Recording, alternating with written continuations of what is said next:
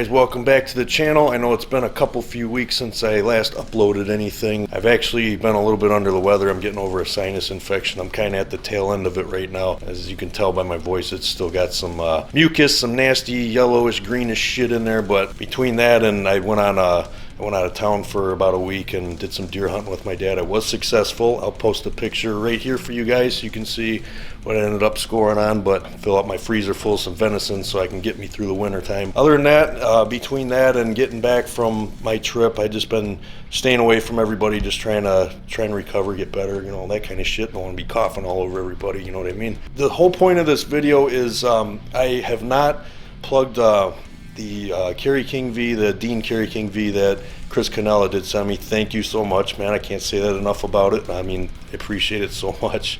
Badass guitar, but I have not actually plugged it into my Peavey amp or anything else. It's just been strictly since the last video that I uploaded and shared with you guys was just through a plug-in. I have not actually plugged it in and heard what it sounds like in my living room, so I'm gonna do that for you guys right now. I've been jamming on this guy right here for about an hour and a half, just kind of jamming along. I mean, this is like the first time I really got off my ass and did something with myself where I feel a little bit better. So yeah, I got a little bit warmed up, so I figured I'd plug in the Kerry King V and, you know, see what it sounds like with you guys and just kind of fart around on it, you know, what have you, whatever I come up with, you know, and yeah, you guys can kind of get an idea, myself included, what this thing sounds like, you know, in the living room or in a room situation. So let's go. Realistically, I should be doing this video when I got some daylight, some good lighting coming in through here, but you know, when you're in the mood to do a video, you just go ahead and do it. But another thing that I wanted to mention, there was a couple things I left out in that video as far as some of you guys' questions regarding the guitar that I usually put in my videos. I try to put as much detailed stuff as possible when I review something with you guys. As far as the neck profile goes, that was a big factor that I left out, because apparently, talking to a couple people, apparently Dean is very known for like having a V-shaped guitar, or V-shaped neck I should say. This one does not have that kind of profile. If you guys are familiar with like your Solar guitars, or you know, some of the BC Rich models from like the mid 2000s or 2010s era, that kind of thing, you might be more familiar with what this neck might feel like. A Schecter comes to mind as well. It has that kind of shape to it, so it's got that, you know, that C-shaped kind of profile to it. But it's definitely, you know, it's comfortable when it comes to doing your power chords, your chugs and things like that. Because I find, for me, myself, if I have a guitar neck profile that's really thin, like a Jackson Soloist or something, if I'm doing anything that's more power chord related, my hand tends to you know, fall asleep kind of and just like tighten up. But this guitar, no issues with my hand cramping up or anything. So it strikes a good balance between shred and, you know, discomfort, I guess you could say, in some situations. But yeah, we're gonna go ahead and we're gonna plug this in.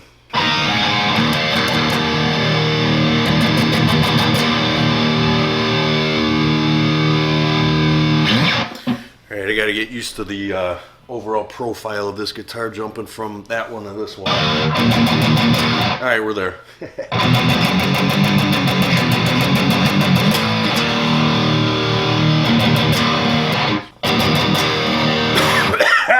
Get out.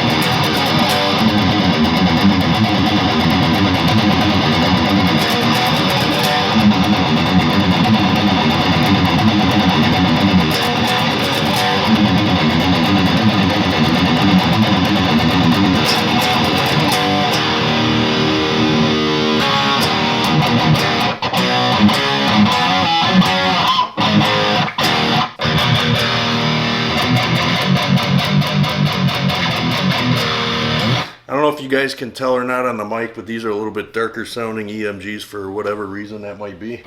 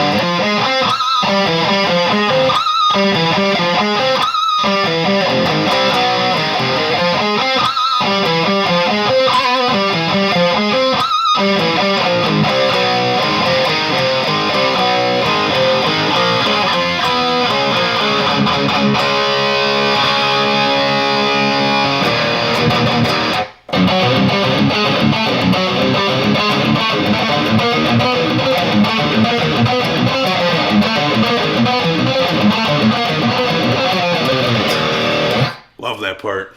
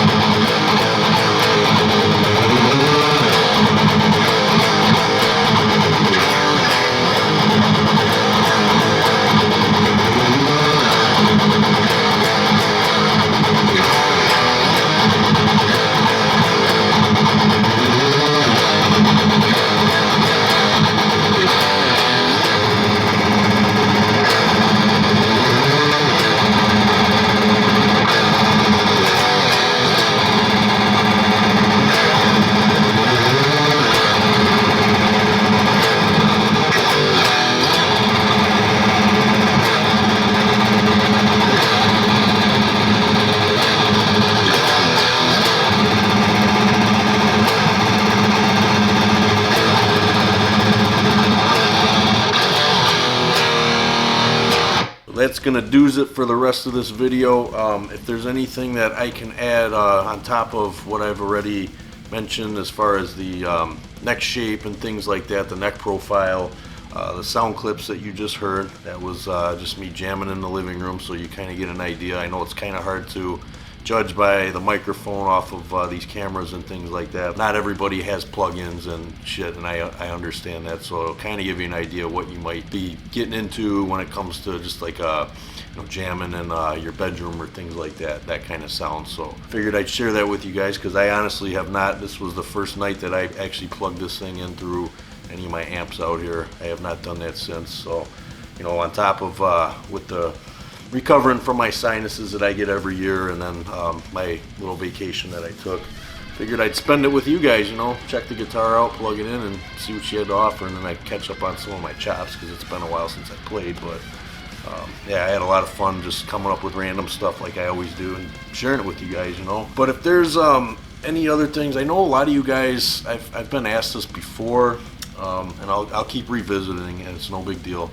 I know you guys ask what, as far as going from, you know, a lot of my guitars that I play on have Floyd Roses, some of them have two pneumatics. I have pretty much every bridge on all the guitars that I have in my collection. You know, I got the Evertune bridge, I got a couple of them at hardtails. This one, obviously, the Kaler. This is my second guitar with the Kaler.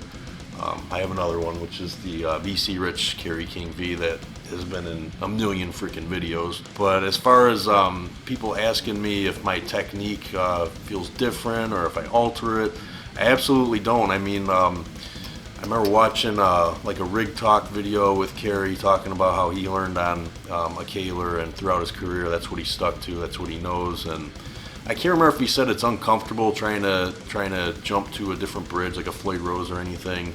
I think it just, to him, you know, he learned on a Kaler, so to him it's a different technique.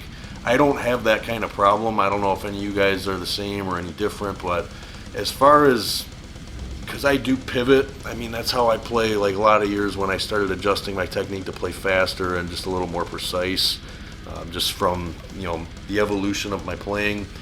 It helps me have more control. But even when I wasn't using like the pivot technique, my hand, the palm of my hand would rest right in front of like pretty much the rollers on this Kaler, and then the same would be like, let me grab the guitar, nerd out with you guys, it's always a lot of fun.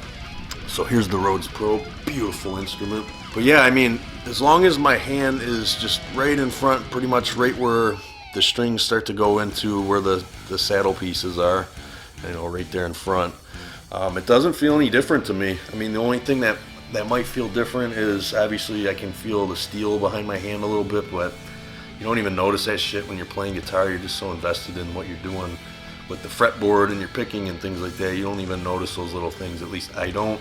One thing though, for sure, that I did feel that other people have mentioned is since I was before I jumped into this guitar, I was jamming on that for a good hour, maybe hour and some change, a little bit longer. But going from that 25.5 inch scale to the 24 3/4, I felt that like instantly. But I mean, it only takes a matter of a couple minutes and you just kind of adjust to it. My opinion, you know, my advice would be, if you're unsure about that, if you've never played a guitar that has a little bit shorter scale length, if you're familiar with 25.5, if you have the opportunity and there's one at your local guitar store, definitely give it a try before you maybe consider purchasing it, if it's on your radar, if it's not on your radar, if it's within your price range or not in your price range too, because you know, some of them are popping up on the used market for fairly decent price. So if you can find one that has, you know, pretty good, you know, QC, and it meets your, you know, price point, what you're looking for, there's not any damage to it,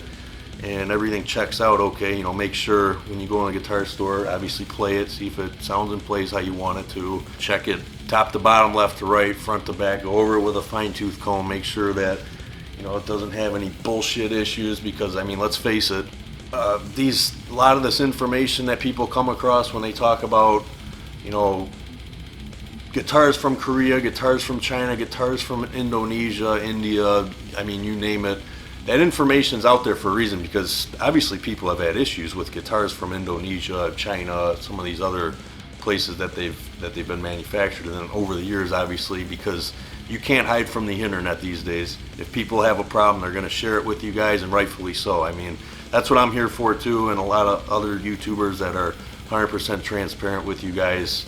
If we're going to call bullshit, we're going to call bullshit, and that's how hopefully things get changed and, you know, things progress with the companies as far as putting out a better product. I mean, that's only the right thing to do. You know, what's right is right.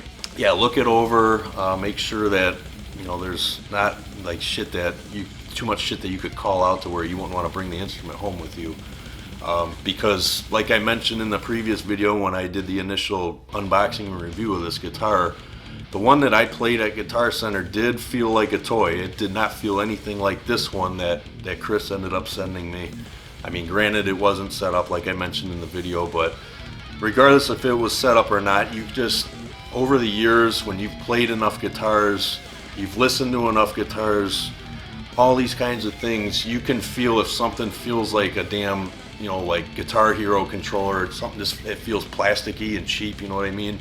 This one doesn't have any of that going on. This one actually feels like a legit, built like a brick shit house, plays like a guitar, sounds like a guitar, feels like a guitar. And if you guys find one at a good price and it's gonna meet your budget, that kind of thing, because I understand things are tough these years, this day and age with all this shit going on. Excuse me. Still trying to get over this shit. With all this shit going on out there in the world, yeah, I understand money's a little bit tight and things like that, and then obviously they just keep raising the prices on this shit. I mean, my opinion, the street price on this guitar, granted you get a nice case with it, but I think the prices are a little bit out of control, in my opinion. I mean, a lot of manufacturers are just, they're asking a bit too much for what they're offering, that kind of thing. Until a lot of these companies, too, can kind of prove their worth, that they've made a comeback and, like, the QC is getting better, things of that nature.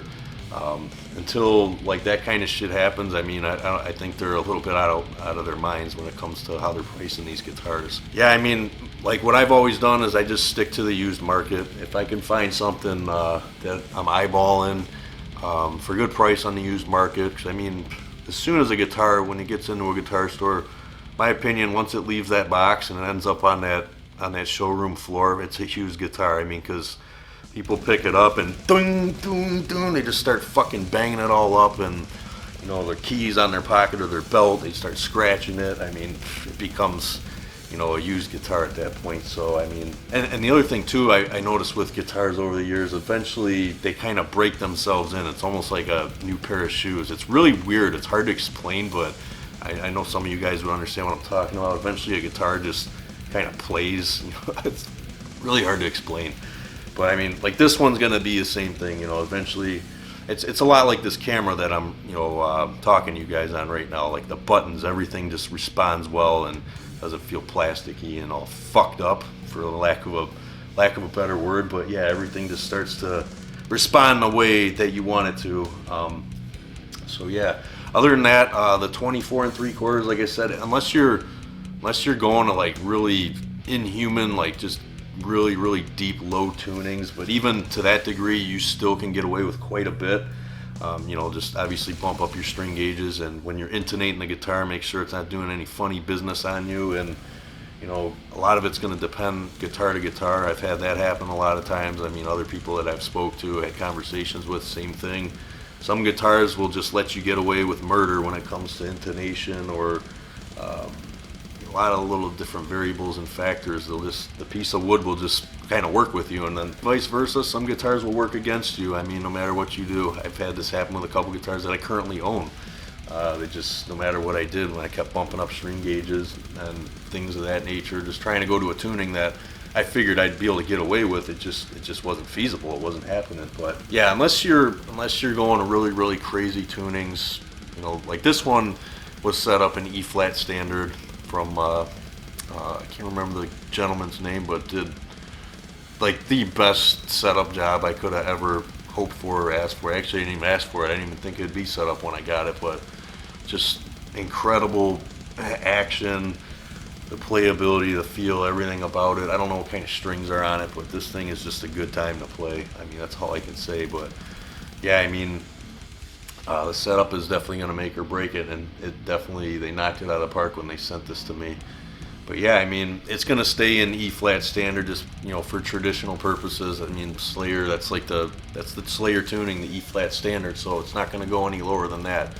It's going to stay right there with this, and this thing plays great. It's a freaking banger of a guitar. I love it. Well, now it's got to compete with all the other guitars I have, but that is going to do it. If you guys have any questions or anything else you want to add that you might be looking for with information on this guitar, just feel free, leave it in the comments box. If I come across, I read it, I'll see what I can do to help you. And we're a big community. We're all, for the most part, most of us are happy campers. Like we're just a bunch of metalheads that love this shit. We love guitars, love heavy music.